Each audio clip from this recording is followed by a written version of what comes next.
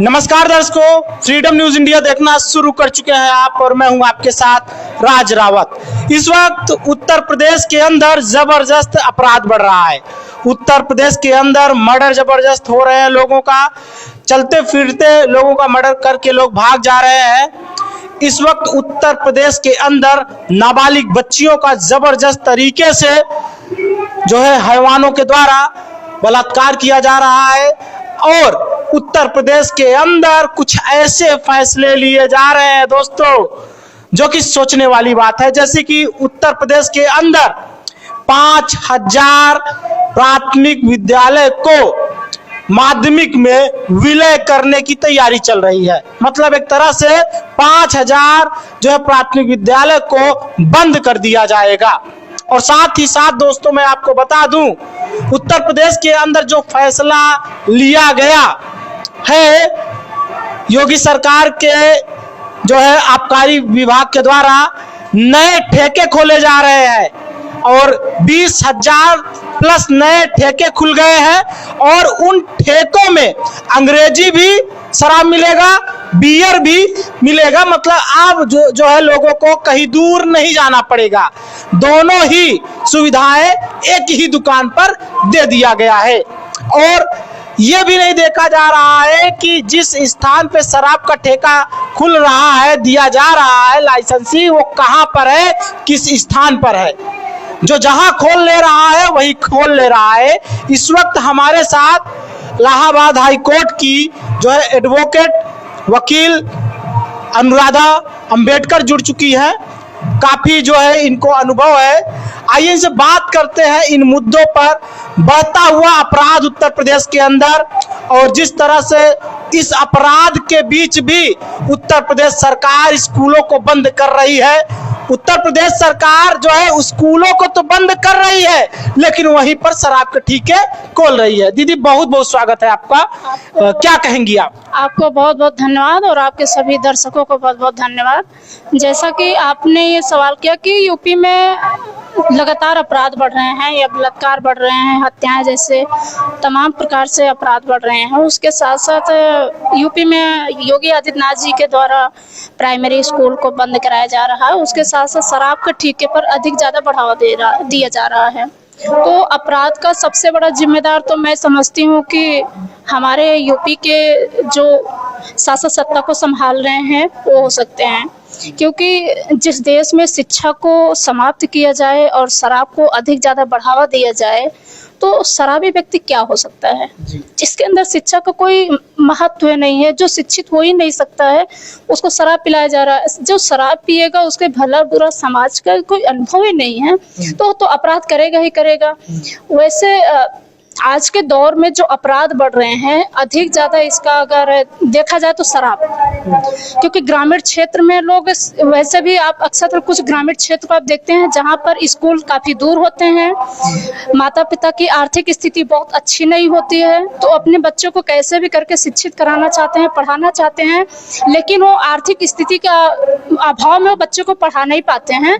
वो primary school में पढ़ाते हैं जब पास में होता है। तो अब यही योगी आदित्यनाथ जी सरकार मतलब कि इस तरह से इनकी मानसिकता बदल चुकी है कि ये स्कूल को बंद करा रहे हैं और शराब का ठेका हर ग्रामीण क्षेत्र के ज्यादातर आप लगा हुआ अक्सर उस क्षेत्र में लगा हुआ देखेंगे जहां पर अशिक्षा हो ज्यादा हो, जहां ग्रामीण क्षेत्र ज्यादा हो, जहां अशिक्षित लोग ज्यादा हो, शिक्षा से अभाव हो, वहाँ शराब का ठेका खुलाया जाता है। कहीं ना कहीं शराब का बहुत बड़ा ये मुद्दा है। इससे कि हम सभी को सीख लेना चाहिए कि हमें खुद अपराध के मोड़ पे ले जाया जा रहा है, समाज को ढकेला जा रहा है और ये शासन सत्ता द्वारा ही बढ़ाया जा रहा है अपराध को। क्योंकि इसका जिम्मेदार जिस देश में जिस राज्य में शराब का बढ़ावा हो, शिक्षा को बंद किया जाए तो क्या है, क्या ये तो बहुत बड़ा अपराध है।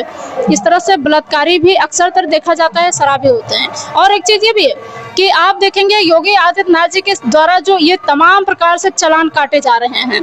शराब व्यक्ति पिया हो उसको चालान काट लेते हैं। अरे जब तुम्हें चालान काटना फिर शराबी और शराब की ठेका क्यों खुलवाए हो?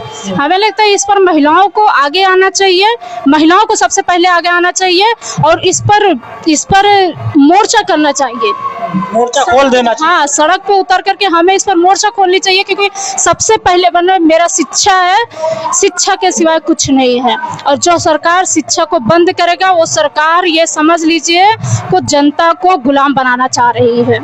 तो हमें इस सरकार से बहुत सतर्क होना है, बहुत समझ के रहना है, क्योंकि इस सरकार से कोई भरोसा नहीं है। जो शराब का बढ़ावा दे, शिक्षा को घटाए दे।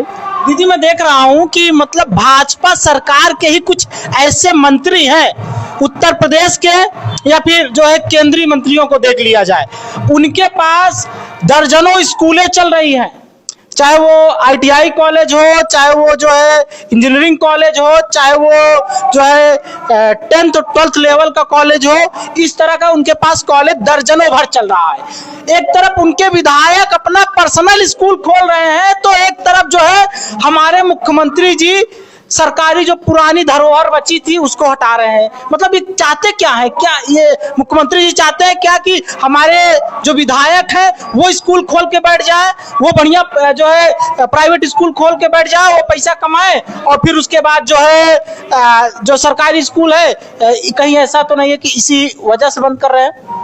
देखिए, आप खुद जानते हैं, आपको अच्छी तरह से पता है, आप मुझसे ज्यादा क्षेत्र में घूम रहे हैं, आपको ज्यादा अनुभव होगा, आप इस चीज को अच्छी तरह से जान रहे हैं कि इस सरकार में प्राइमरी स्कूल से उसका ज्यादा फायदा नहीं हो रहा है। घड़ी इस सरकार में, सरकार जो है, घड़ी किसकी महंगी है? दिन भर में 3 बार 4 बार कपड़े कौन बदल रहा है? देश को चलाने वाला व्यक्ति, देश को जो चला रहा है व्यक्ति, वो दिन भर में 4 बार कपड़े पहन रहा है, बदल रहा है, वो भी लाखों लाखों रुपया का है, उसकी घड़ियां लाखों रुपया की है। तो अपनी शौक पूरा करने के लिए जनता को तो मूर्ख बनाएगा ही। अब उसे पता है कि हमारे जो मेरे सांसद विधायक हैं, उनकी प्राइवेट स्कूल नहीं चलेगी तो हमारा आर्थिक स्थिति मजबूत कैसे होगा? वो तो अपने फायदे में लगे हुए हैं। जिससे हमें जनता को जागरूक होना चाहिए कि जो सांसद विधायक है, सांसद विधायक बनने के बाद तो जनता का वोट बैंक से वो शासन सत्ता में जाता है, और जनता के ही हक अधिकार को खा करके वो पर्सनल अपनी स्थितियों में आर्थिक स्थिति मजबूत करता है। तो ऐसे सांसद हो, विधायक हो, या कोई भी व्यक्ति हो जो प्राइवेट स्कूल का अधिक ज्यादा बढ़ावा दे रहे हैं और प्राइमरी स्कूल यानी कि सरकारी स्कूल को बंद कराने में इस पर विरोध कर रहे हैं, कोई सांसद विधायक इस पर आवाज नहीं उठा रहे हैं, तो ये कहीं कि सांसद विधायक लोग भी, सभी लोग ये जनता जनार्दन को गुलाम बनाना चाह रहे हैं।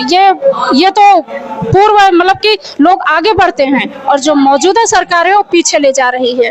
अच्छा दीदी, एक और सवाल है आपसे। आप जो है इलाहाबाद हाई कोर्ट की वकील भी है, और आप तो जानती होंगी कि जो विपक्ष है, इस मुद्दे को लेकर के विपक्ष गया था हाई कोर्ट और याचिका दायर किया था जो योगी जी स्कूल बंद कर रहे हैं इसके खिलाफ। और high court, Allahabad high court ने कहा है कि जो सरकार कर रही है सही कर रही है, ये बच्चों के हित में कर रही है, सरकार जो स्कूल बंद कर रही है ठीक कर रही है, इलाहाबाद हाई कोर्ट का कहना है। तो दीदी, आप एक वकील हैं, एक वकील होने के नाते आप क्या कहेंगी जिस तरह से इलाहाबाद हाई कोर्ट, आपका ही इलाहाबाद हाई कोर्ट ऐसा बोल रहा है कि योगी जी सही कर रहे हैं, बच्चों के हित के लिए कर रहे हैं? क्या आपको लगता है कि योगी जी बच्चों के हित के लिए कर रहे हैं सही, या फिर यहाँ पर इलाहाबाद हाई कोर्ट ने जो जिस तरह से याचिका खारिज किया है और फिर बोला है कि सही कर रहे हैं, या फिर इलाहाबाद हाई कोर्ट की भी इसमें थोड़ी बहुत गलती है?